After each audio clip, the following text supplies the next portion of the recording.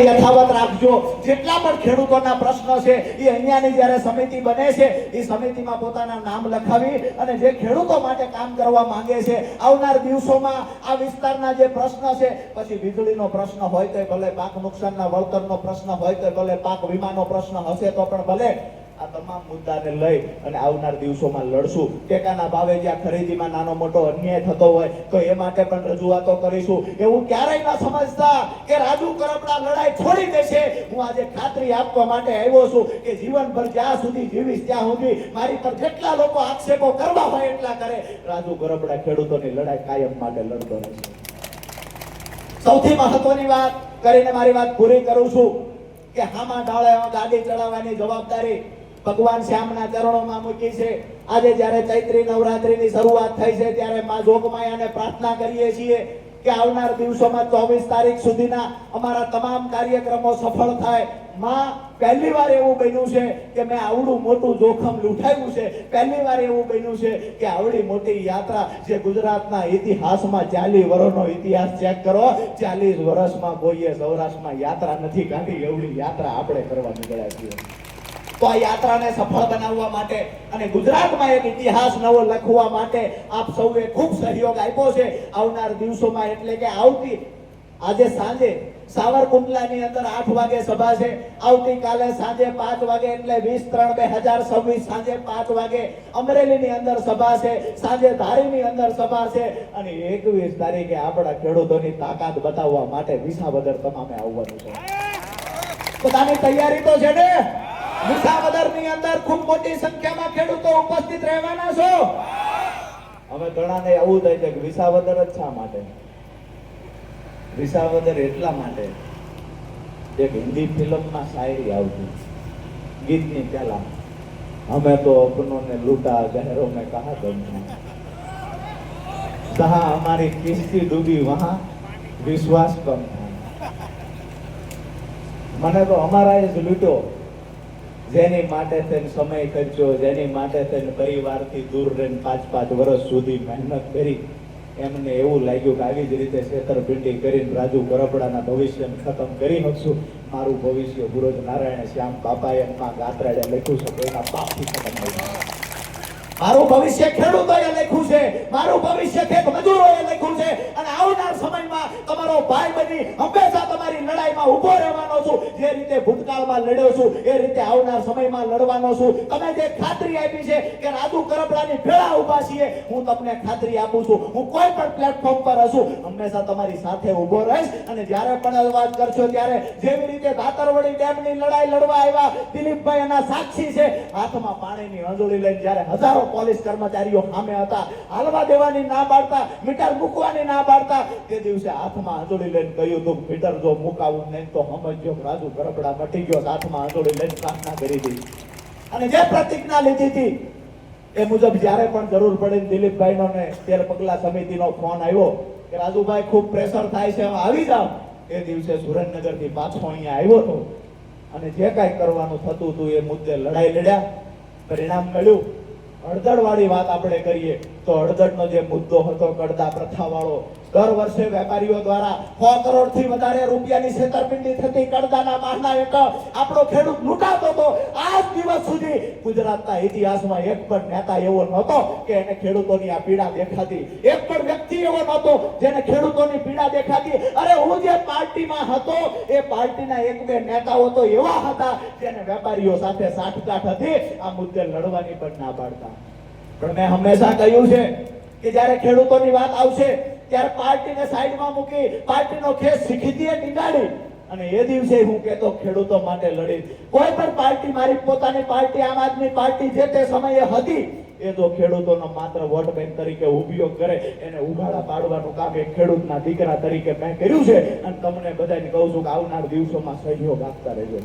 લડીશું, જે પડતર પ્રશ્નો છે એને વાચા આપીશું ખેતરે ખેતરે સુધી આપણા ખેડૂત સમિતિને પહોંચાડીશું અને કોઈ એવું સમજતા હોય કે બિન રાજકીય રીતે પરિણામ ન મળે તો એને એવા 50 દાખલા અમે આપી શકીએ કે હાઈ ટેન્શન લાઈનનો પ્રશ્ન લાકડિયાથી બરોડાનો હતો, જ્યાં વળતર માત્ર ને માત્ર જંત્રી મુજબનું ચૂકવતા, 15 રૂપિયા 35 રૂપિયા મીટરે વળતર ચૂકવતા, એની સામે અમે ખેડૂત એકતા મંચના બેનર નીચે લડ્યા, બિન રાજકીય રીતે લડાઈ લડ્યા અને જે વળતર 15-20 રૂપિયા ચૂકવતું એ વખતે 2017-18 માં હુકમ કરાવ્યો અને પ્રતિ મીટર પિયતમાં 1003 ને બિન પિયતમાં 950 નો હુકમ પણ અમે લોકોએ કરાવ્યો હતો. ક્યાં 15 રૂપિયા ક્યાં 1000 રૂપિયા બિન રાજકીય લડાઈ લડીને પરિણામ સુધી પહોંચ્યા હતા. પાક નુકસાનના વળતરની વાત કરીએ, બિન રાજકીય રીતે લડાઈ લડી સુરેન્દ્રનગર જિલ્લાના ખેડૂતોને જ્યારે અતિવૃષ્ટિ હોય, કમોસમી વરસાદ હોય અને કહેવામાં આવે અધિકારીઓ દ્વારા કે પ્રાથમિક રિપોર્ટ તૈયાર થઈ ગયો, વળતર નહીં મળે, નુકસાન નથી, તો એની સામે અવાજ ઉઠાવ્યો છે, આંદોલનો કર્યા છે અને 5-5 વખત સુરેન્દ્રનગર જિલ્લાના ખેડૂતોને વળતર અપાવડાવ્યું છે. બિન રાજકીય લડાઈથી શું ના થઈ શકે? અરે એ હતા 3 કાયદાની સામે લડતા ખેડૂતો, બિન રાજકીય રીતે લડત લડ્યા છે અને 3 કાયદા કેન્દ્ર સરકારે પરત ખેંચવા પડ્યા છે. આ અમારા ખેડૂતોની તાકાત છે. અરે હરિયાણાના ખેડૂત લડી શકે, પંજાબના ખેડૂત લડી શકે, ઉત્તર પ્રદેશના ખેડૂત લડી શકે, અમારો સૌરાષ્ટ્રનો ખેડૂત શા માટે ન લડી શકે? આવનાર દિવસોમાં તમારા સહકારની સાથની જરૂર છે. જ્યાં પણ જરૂર હશે ત્યાં મજબૂતાઈથી લડીશું. જે પણ પ્લેટફોર્મ પસંદ કરવાનું થાય એ દિવસની વાત એ દિવસે છે. ક્યાંય કુલડીમાં ગોળ ભાંગવાનો નથી. મેં પહેલા પણ કહ્યું ને આજ પણ કહું છું, તમે એવું માનીને તો નથી આવ્યા ને કે રાજુ કરપડા ક્યાંક પાર્ટીમાં ક્યાંય જોડાઈ જાય તો જેવી રીતે આમ આદમી પાર્ટીએ ગાળો દીધી તમે જ નથી દેવાના ને? જ્યાં હશું ત્યાં તમારી હારે હશો. 2 હાથ ઊંચા કરીને મને ફરી વખત ખાતરી આપો, હું જ્યાં હશું ત્યાં હારે હશો. આકલો કરીને હા પાડો. હવે હારે કોણ નથી ઊંચો હાથ કરે, મતલબ સાફ બધા હારે છે. અમે જેને પીડા થાય છે, જેને ભાડુથી માણા બેહર્યા આમાં લખવા માટે, એના ભાવ આજકાલ વધવાના. આ સંખ્યા વધશે ત્યાં ભાડાના માણા રાખવાની સંખ્યા વધારવાની છે. આવનાર સમયમાં મેં પહેલા પણ કહ્યું કે ઇતિહાસ લખવા નીકળ્યા છીએ. ખેડૂત સમિતિનું લિસ્ટ તૈયાર થઈ જશે. અમરેલી જિલ્લો અને અમરેલીના તમામ તાલુકાની ખેડૂત સમિતિ પણ તૈયાર થઈ જશે. બિન રાજકીય રીતે જે પણ ખેડૂતો અને ખેડૂત આગેવાનો જોડાવા માંગતા હોય આ તમામને વિનંતી કરીએ છીએ કે પોતાના નામ લખાવી અને ખેડૂત સમિતિમાં જોડાવ. આવનાર દિવસોમાં જે અહીંના પ્રશ્ન છે મોટા ભાગની યાદી તૈયાર થઈ ગઈ છે. એક સિંચાઈનું પાણી ખેડૂતને કેમ દેવામાંથી બહાર કાઢી શકાય, ખેડૂતને કેમ પૂરતા પાકના ભાવ મળી રહે, આ મુખ્ય યાદીમાં આવેલા પ્રશ્નો છે. પણ એની સાથેના જે વિસ્તાર વાઇઝ પ્રશ્ન હોય તો અહીંયા જે જંગલી જાનવરના ત્રાસથી હેરાનગતિ છે એ મુદ્દો ખાસ કરી, વીજળીનો મુદ્દો ખાસ કરીને છે. આ તમામ મુદ્દાઓને લઈને આવનાર દિવસોમાં વાચા આપીશું. આવનાર દિવસોમાં ચોક્કસથી લડીશું. જે પણ રીતે ખેડૂતો માટે અવાજ ઉઠાવીએ. જ્યારે પણ તમારા સહકારની જરૂર હોય ત્યારે આજે જે જંગલની મધ્યમાં તમે હજારોની સંખ્યામાં આવી અને મને ઉત્સાહ વધાર્યો છે, મને ટેકો કર્યો છે, ત્યારે ફરી વખત આપ સૌનો આભાર માનું છું. ભારત માતાની જય બોલાવી અને કાર્યક્રમને હવે શું કહે છે કે રાજુભાઈમાં પેલા જેવો હવે દમ નથી, પેલા જેવી ગર્જના કરતા નથી, આકલા પડકારા કરતા નથી. રાજુભાઈ ઢીલા પડી ગયા. આવું ઘણાએ સાંભળ્યું છે. પરિવારની સામે ગર્જના કરાય કે બહાર કરાય? ખેડૂત મારો પરિવાર છે એની સામે ગર્જના નથી કરતા. જે દિવસે જરૂર પડે તે દિવસે રાજકીય પાર્ટીઓની સામે સિંહની માફક ગર્જના કરશું.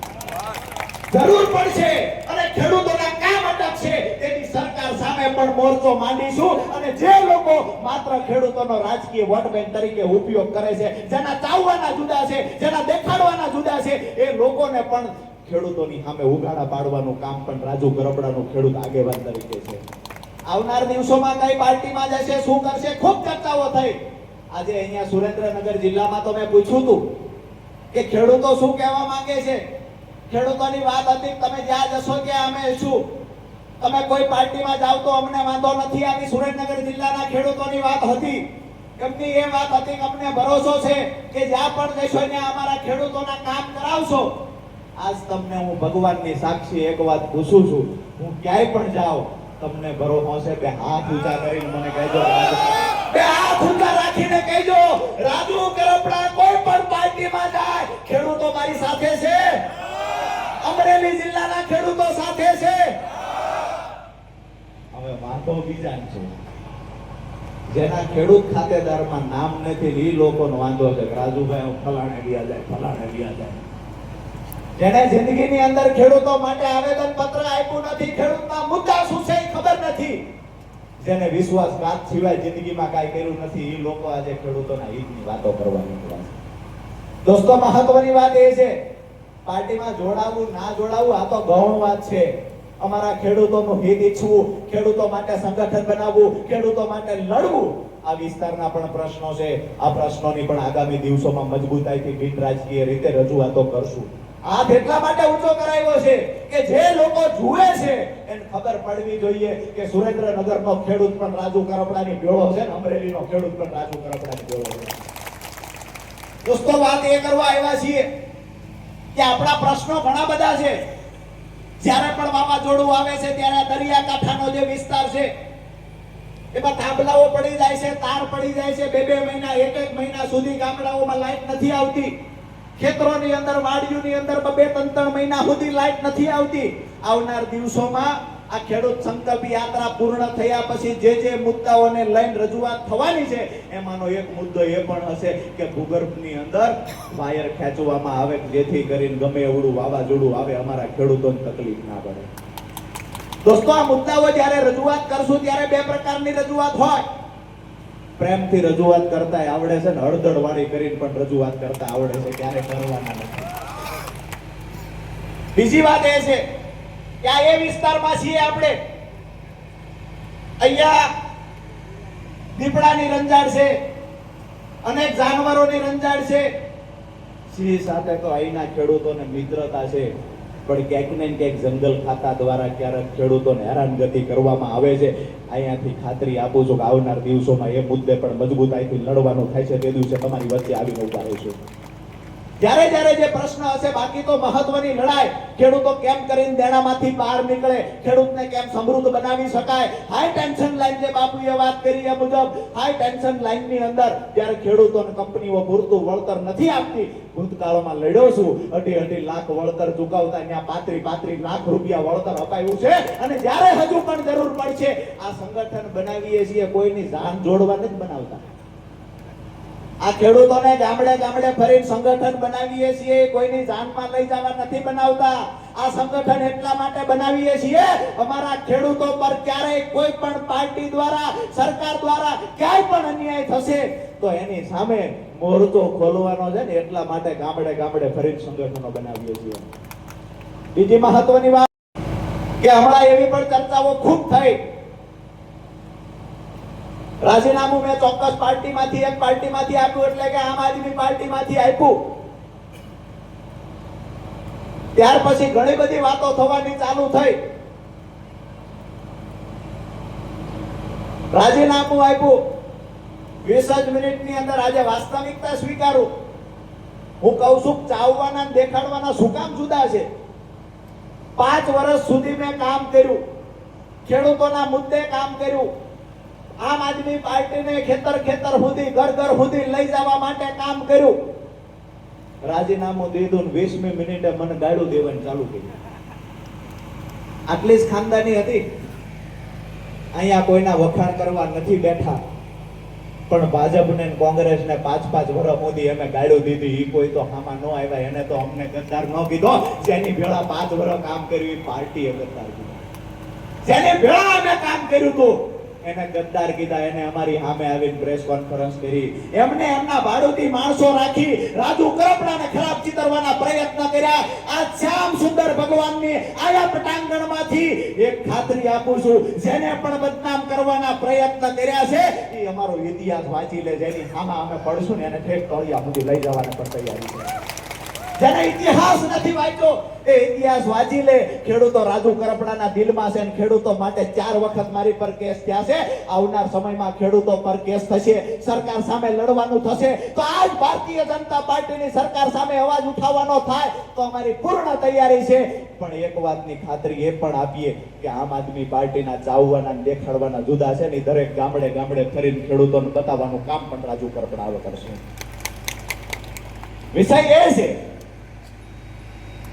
કે તમારી ભેગા રહ્યા ત્યાં સુધી ખૂબ સારા હતા. 56 ની સાથી, 72 ની સાથી, કેટલી બતાવી. અમારી ભેગા હતા તો ડરપોક નહોતા, અમારી ભેગા હતા તો હાવજ જેવા હતા. રાજીનામું દીધું 20 મિનિટે કે બસ હવે હાવજ નથી, અમે તો ડરપોક છે. હવે જેની ઉપર જિંદગીમાં એકય કેસ પાર્ટીમાં આવ્યા પછી નથી થયો, જેને આંદોલન છે અહીંયા પોલીસ જાજી ભાળીને જે ભાગી જાય છે એ પાછા ડરપોકના પ્રમાણિકતાના સર્ટિફિકેટ વેચે છે.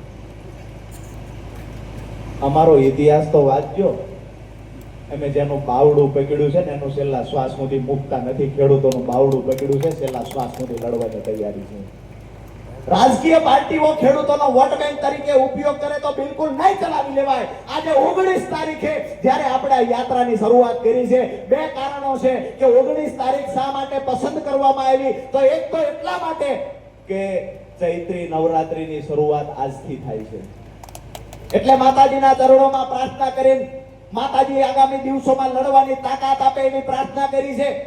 અને બીજું કારણ કે અહીંયા જે પાર્ટી ચાવવાના દેખાડવાના જુદા છે, અહીંયા એમએસપી ના મુદ્દે ક્યાંક ને ક્યાંક ખેડૂતો માટે રજૂઆત કરતા હોય એવું દેખાડે. એમએસપી ના મુદ્દે રેલીઓ કાઢે છે. પંજાબની અંદર આજે 19 તારીખે 1 વર્ષ પૂરું થયું. પંજાબના 700 ખેડૂતોને જેલમાં પૂરી દીધા હતા, દંડા માર્યા હતા. એ પણ વાત ખેડૂતોની વચ્ચે કરશું. તમને સારું લાગે છે કે ગુજરાતની અંદર ગમે એવડી વાતો કરીએ છીએ, પંજાબમાં દંડા મારવાના, અહીંયા ગુજરાતમાં કહીએ ખેડૂતો હારે અન્યાય થાય છે, ખેડૂતને એમએસપી મળવો જોઈએ. આ વિષય શા માટે? પ્રમાણિકતા હોય ખેડૂતો માટે લડવાની તો તમામ જગ્યાએ હોવી જોઈએ. ખેડૂતો માટે ખરેખર તમને લાગણી છે તો ત્યાં પણ લાગણી હોવી જોઈએ. અરે એક વાત પણ કહેવા આવ્યો છું, ક્યારે આ વાત નહોતી કરવી. મેં પહેલા પણ કહ્યું હતું હું ચૂપ છું, મને ચૂપ રહેવા દેજો. મેં પહેલા પણ કહ્યું હતું મારે પત્તા નથી ખોલવા, મને મૂંગો રહેવા દેજો. બાકી તમારી એક રંગની વાત અમે જાણીએ છીએ. આવનાર દિવસોમાં પણ અમારી ખાનદાની છે એટલે ચૂપ બેઠા છીએ. પણ ચોક્કસ એક વાત કરીશ અહીંયા અને તમામ જિલ્લાઓની અંદર કરીશ કે આ લોકોને મેં નજીકથી જોયા છે. તમને સારું લાગે અહીંયા મત આપજો, જે પાર્ટીમાં મત આપવું હોય ને આપજો. પણ હું જેને છોડીને આવ્યો છું ને ગદ્દાર છે ને એની નજીક ક્યાંય ન જાતા. આ બે હાથ ઊંચા કરીને ખાતરી આપજો. બધા તૈયાર છો? જેને મને ગદ્દાર ચિત્રો છે આવનાર સમયમાં એનો બદલો લેવાની તૈયારી છે. બે હાથ ઊંચા કરીને કહેજો જેને ગદ્દાર ચિત્રો એનો બદલો લેશો. હવે જેને ગદ્દાર ચિત્રા છે એને કઈ આવતી આપજો. અમે ભેળા હતા તો શું હતું, મને ફોન આવેલો વિસાવદર થી. 2 દી પહેલા જ ફોન આવ્યો મુનાભાઈ. એટલે મને કહેવામાં આવ્યું રાજુભાઈ વિસાવદર કે દિવસે સભા? મેં કીધું 21 તારીખની સભા વિસાવદર છે. મને કે તે દિવસે તમારી હારે આવતા હતા ને હજી તમારી હારે આવવાનું છે પણ બીજી એક વાત કરવાની હતી. મેં કીધું બોલો શું હતું? તો એમને મને એવી વાત કરી કે અમે તો અડીખમ અણવર જોઈને ભેળા આલ્યા તો વરરાજો તેદીએ નતો ગમતો. અને આવનાર દિવસોમાં પણ જે લોકો એવું સમજે છે કે અમે અમારી તાકાતથી ખેડૂતોની વાતો કરીને વિધાનસભામાં 5-15 જણાને લઈ જઈને ચૂંટણી જીતવા નીકળ્યા છે, તમે જેની હારે દુશ્મની કરી છે ને એ ખેડૂતોના દિલમાં છે ને રાજુ કરપડા આવનાર સમયમાં એનો હિસાબે કરશે. મારા ખેડૂતો માટે એ દિવસે તે પ્રમાણિકતાથી લડતા હતા, આવનાર દિવસોમાં પણ પ્રમાણિકતાથી ખેડૂતો માટે લડવાના છીએ. ખેડૂતોના જે પડતર પ્રશ્નો છે તમામ મુદ્દે આગામી દિવસોમાં જ્યારે આ યાત્રા પૂર્ણ થયા પછી સરકારમાં રજૂઆત કરીશું. જે લગત ઓફિસો હશે ત્યાં પણ રજૂઆત થશે. આ વિસ્તારના જે પ્રશ્નો છે એની પણ યાદી તૈયાર થાય છે. એક ફોરેસ્ટ વિભાગની જે રજૂઆત છે ત્યાં પણ રજૂઆત કરીશું. અને આવનાર દિવસોમાં એક સૌથી પ્રશાસન પણ અહીંયા છે અને મીડિયાના મિત્રો પણ અહીંયા છે, ત્યારે એક મહત્વની વાત એ પણ કરું કે અહીંયા જ્યારે ભગવાન તુલસી શ્યામનું મંદિર એટલે સૌરાષ્ટ્રમાં અને ગુજરાતમાં સૌથી સુપ્રસિદ્ધ મંદિરોમાં જંગલની મધ્યે કોઈ મંદિર હોય તો મને એવું લાગે છે કે આખા દેશની અંદર જંગલની મધ્ય મંદિર અને આસ્થાનું કેન્દ્ર હોય તો એ તુલસી શ્યામ છે. તો પ્રશાસનને પણ વિનંતી કરીએ છીએ કે આ તુલસી શ્યામનું મંદિર એટલે બાબરિયાવાડના 42 ગામના ઈષ્ટદેવ તુલસી શ્યામનું મંદિર એટલે પૂરા સૌરાષ્ટ્ર અને ગુજરાતના ખેડૂતોની સાથે તમામ વર્ગ વેપારીઓનું આ તુલસી શ્યામનું મંદિર આસ્થાનું કેન્દ્ર છે. અહીંયા આવનાર લોકોને અડચણ ઊભી ન થાય એ પણ પ્રશાસનને કહીએ છીએ અને આવનાર દિવસોની અંદર જ્યારે પણ અહીંયા કાર્યક્રમો થાય ત્યારે પ્રશાસન એને સહયોગ કરે, સપોર્ટ કરે, આ વિનંતી કરીએ છીએ. અમે નથી ઈચ્છતા કે પ્રશાસન સાથે અમારે ક્યારે નાનું મોટું ઘર્ષણ થાય. એમાં પણ ઘણા બધા લોકો છે જે ખરેખર સુંદર શ્યામ ભગવાનને માને છે, જે સહયોગ કરે છે. આજે પણ મેં ઘણા બધા મિત્રોને પૂછ્યું કે કોઈ અગવડ નથી પડી, પણ મને જાણવા મળ્યું કે ના કોઈ અગવડ નથી પડી. ત્યારે પ્રશાસનના અધિકારીઓ કર્મચારીઓનો પણ આભાર માનીએ છીએ કે અહીંયા વ્યવસ્થા ગોઠવવામાં ખૂબ એમને સહયોગ કર્યો છે. ખાસ કરીને પાર્કિંગ વ્યવસ્થામાં પણ સહયોગ કર્યો છે અને તુલસી શ્યામ જઈએ છીએ આ વાત સાંભળતાની સાથે એમને ક્યારેય કોઈની આજે રોકટોક નથી કરી. આવનાર સમયમાં પણ આવો જ સહયોગ મળતો રહે એ અપેક્ષા રાખીએ છીએ. બીજી એક મહત્વની વાત એ પણ છે કે અમે યાત્રાની શરૂઆત જ્યારે કરતા ત્યારે ઘણા બધા મિત્રોએ કહેલું કે તુલસી શ્યામથી શરૂઆત કરો છો, પણ ખરેખર આવડી મોટી પાર્ટીઓની સામે તમે પૂગી હકશો ખરા? હામાં ઢાળે હાલવાનું કામ શા માટે કરો છો? હામાં ઢાળે ગાડી નહીં ચડે. એમને મેં કહ્યું કે એ ચમત્કાર અમારા તુલસી શ્યામમાં છે. હામાં ઢાળે પર ગાડી ચડશે અને આવનાર સમયમાં તુલસી શ્યામ અહીંયા સુંદર શ્યામ ભગવાનને પ્રાર્થના કરીએ હામાં ઢાળે ચડાવવાની થાય તો બાપ તું ભેળો રહેજે, હામાં ઢાળે ગાડી ચડાવજો. અને ઇતિહાસ એના જ લખાણા છે. જેને હામાં ઢાળે ગાડીઓ ચડાવી છે એના ઇતિહાસ લખાણા છે. અરે કોઈ રાજકીય પાર્ટીના ફંડથી સભાઓ કરે, કોઈ રાજકીય પાર્ટીના ફંડથી બહારના રાજ્યોમાંથી, બહારની સરકારોમાંથી પૈસા લાવીને કોઈ રેલીઓ કરે, ખેડૂતોની વાતો કરવા માટે આવ્યા છે. હું તો એ કહું છું કે અમારા ખેડૂતો સ્વયંભૂ આયોજન કરી રાજુ ગરબડાની રેલી કરે છે ને એને જોરદાર તાળીઓથી અભિનંદન આપીએ. આવનાર સમયમાં પણ આવું સંગઠન મજબૂત રાખતા રહેજો. આજે ખરેખર 1 વાગ્યા કરતા ઉપર સમય થયો છે, તેમ છતાંય તમે ખૂબ મોટી સંખ્યામાં, હજારોની સંખ્યામાં અહીંયા ઉપસ્થિત છો. એ પણ હું વારંવાર કહું છું, જંગલની મધ્યની અંદર તમે ઉપસ્થિત છો. અહીંયા સભા કરવાનું સપનું પણ કોઈ નેતા કે રાજકીય પાર્ટીનો આગેવાન ન જોઈ શકે. રાજુ કરપડા અહીંયા સભા કરીને બતાવી છે ને તમારા બધાનો પ્રેમ છે.